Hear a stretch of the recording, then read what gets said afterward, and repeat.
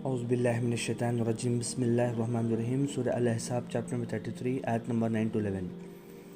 اے لوگوں جو ایمان لائے ہو، اپنے اوپر اللہ کے احسان کو یاد کرو۔ جب تم پر فوجیں چڑھ آئی تھیں تو ہم نے ان پر ایک آندھی بھیجی اور ایسی فوج جو تم کو دکھائی نہ دیتی تھی، اور اللہ دیکھنے والا ہے جو کچھ تم کرتے ہو۔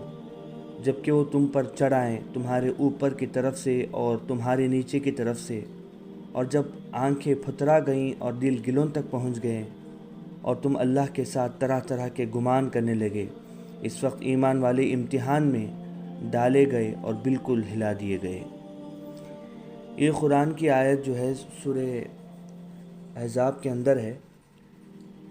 اسی مناسبت سے یہ جو ہے قرآن کی سورہ کو ابھی جو ہے نام رکھا گیا ہے غزوہ احزاب، یعنی احزاب کا غزوہ کے معنی ایک جنگ ہوتی ہے۔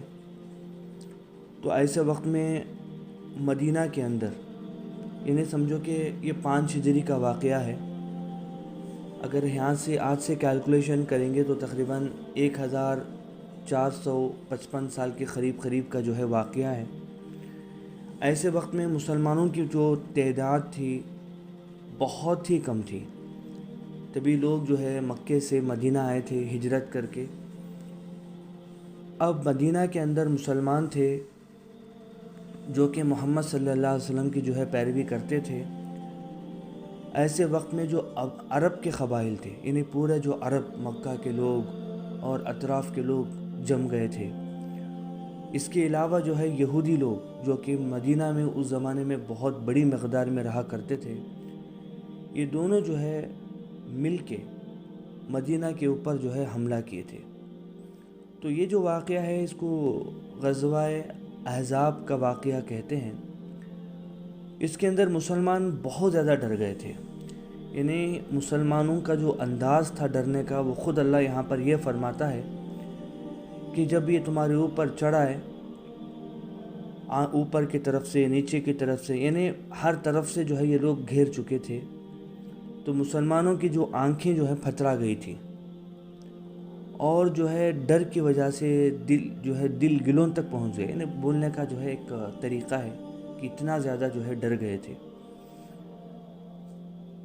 اور اللہ کے ساتھ طرح طرح کے گمان بھی کرنے لگے تھے کہ اس وقت ہم بچیں گے یا ختم ہو جائیں گے۔ تو ایسا ماحول بنا ہوا تھا۔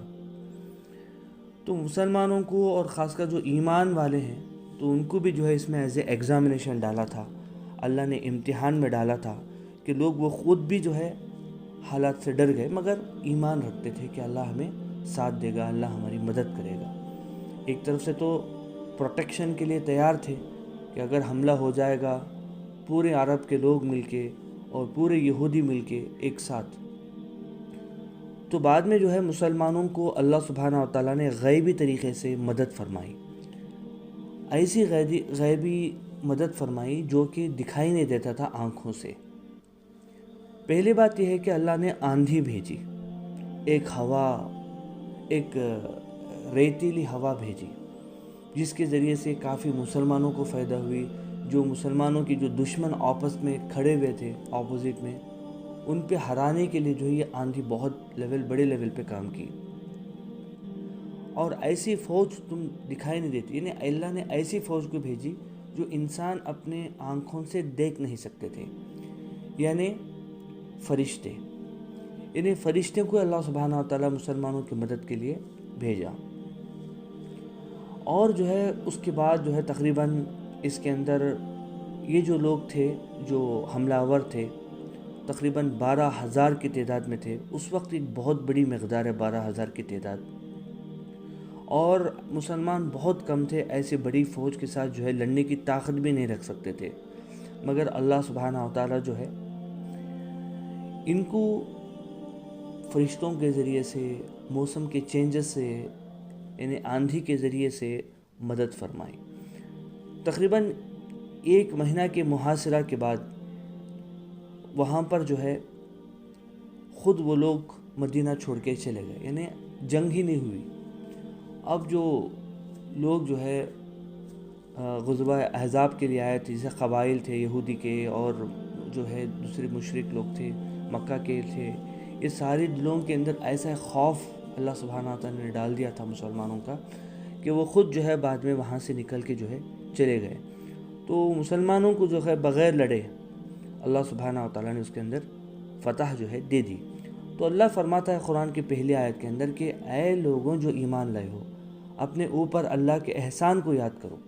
تو اللہ سبحانہ وتعالیٰ یہ کہتا ہے کہ یہ تمہارا ایز اے احسان اللہ کا بہت بڑا احسان ہے, تم اس کو یاد کرو. یہ یاد کر کے تم شکر گزار بنو اور اللہ کے جو ہے نیک بندوں میں سے شامل ہو جاؤ. بس اللہ سبحانہ وتعالیٰ سے دعا ہے کہ آج بھی اللہ سبحانہ وتعالیٰ جو ہے ہمارے دشمنوں سے ہماری حفاظت فرمائے اور جو ہے اللہ سبحانہ وتعالیٰ جو ہے دشمنوں کے خلاف ہماری مدد فرمائے. السلام علیکم.